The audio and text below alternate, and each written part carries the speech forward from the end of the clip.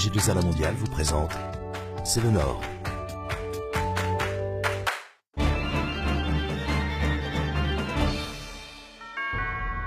Bonjour, C'est le Nord s'intéresse aujourd'hui à l'environnement.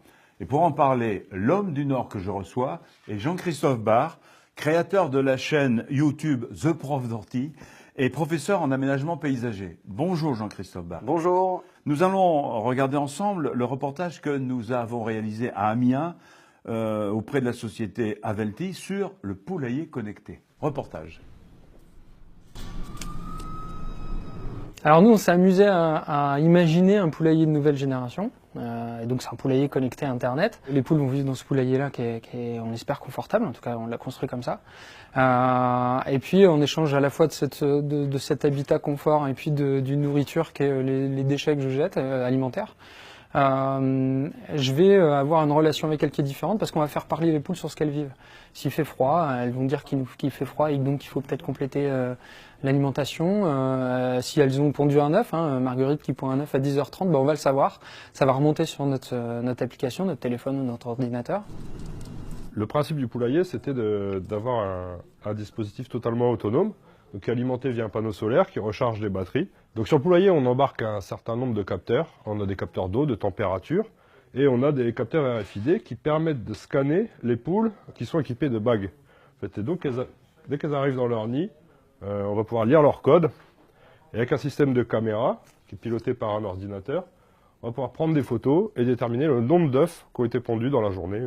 Donc le principe d'assemblage, il est très simple, c'est des briques en bois qui ont été fabriquées avec du bois, des essences locales en fait. Et le but du jeu, c'est d'arriver et que même avec les enfants, on peut construire son poulailler chez soi assez rapidement sans outils. L'idée, c'est au travers des outils du numérique, redonner l'envie d'avoir un poulailler, comme il y avait beaucoup de gens qui avaient des poulaillers avant. L'ancienne Picardie, donc inclus dans le France aujourd'hui, c'est une, si ce n'est pas la première région agriculture en France. Et ces projets-là, que ce soit Exciting ou d'autres autour de l'agritech, c'est tant mieux s'il y en a ici. Jean-Christophe Barre, vous avez donc lancé une chaîne YouTube The Prof d'Ortie. Pouvez-vous nous en expliquer le concept et comment vous avez vu cette idée ?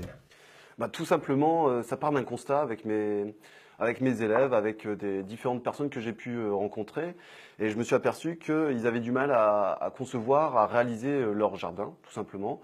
Du coup, je me suis décidé de réaliser des tutoriels, de réaliser des petites vidéos qui permettent d'expliquer en fait qu'est-ce qu'il faut faire au jardin à tel moment de l'année, tout simplement. Après, il y a le mot The Prof aussi, le The Prof d'Ortie.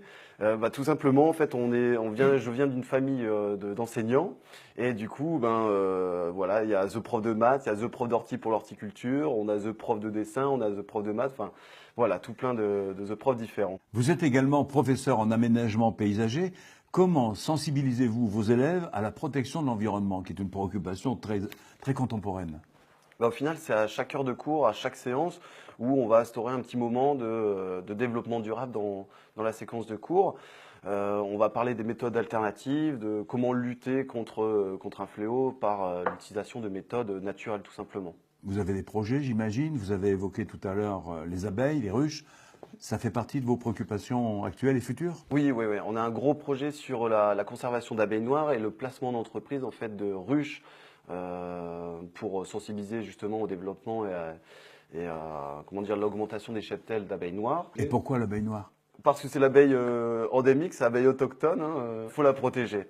Et le second projet, donc c'est un projet d'agroforesterie au Brésil qui a pour but en fait de promouvoir l'agriculture vivrière au sein d'une communauté. Merci Jean-Christophe Barre. Merci à vous. Et à bientôt dans C'est le Nord.